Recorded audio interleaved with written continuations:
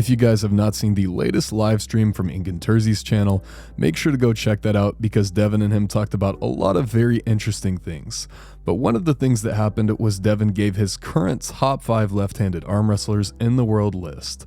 Let's take a listen to the clip. I feel like there's 5 names and then 1 over on the side. Okay, so Morozov is the king. Okay, I think Vitaly Laletin beats him. I think Kamil will beat Vitaly. And then I think Alizan and Morozov and even Matyushenko. Anyone who is controlling Kamil's pronator is beating him, is what you are saying.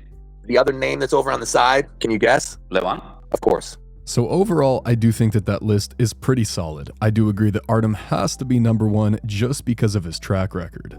Now, I do think that Vitaly could potentially cause him a lot of issues. We saw on the right arm that Georgi Tsvetkov was able to top roll Artem, and once Artem got his wrist taken, he did sort of have a flop move, but it wasn't good enough to defeat Georgi, and Georgi is kind of known for having a weakness against flop moves, so I'm not sure he would be able to defeat Vitaly either. Now, of course, that's on the right arm, so maybe it's totally different, but just in general, Artem doesn't seem to have a really good flop move. So I think Vitaly could potentially beat everyone else on that list except for Kamil Jablonski. And if that's the case, that could bring us to a really interesting situation that we haven't really had recently in the sport of arm wrestling, and that is a situation in which Polar A beats Polar B, and Polar B beats Polar C, but then somehow Polar C beats Polar A. As Ingan and Devon were talking about, I do think that anyone who can control Kamil's pronator, especially if you have a shorter arm and you're more of a hook style puller and you can take a lower grip, that's going to be really difficult for Kamil to deal with. It's not that Kamil doesn't have enough power to press them, it's just that he won't ever be able to access his pressing power initially. So I think that potentially everyone on that list could beat Kamil except for Vitaly. But I don't know that it's actually possible for Vitaly to defeat Kamil. The style match is just so terrible for Vitaly. I think that his arm may just be too long and he just cannot stylistically deal with a flop presser. So as I said, you could have a super interesting situation where Vitaly Laletin beats all these guys, is the number 1 ranked arm wrestler in the world,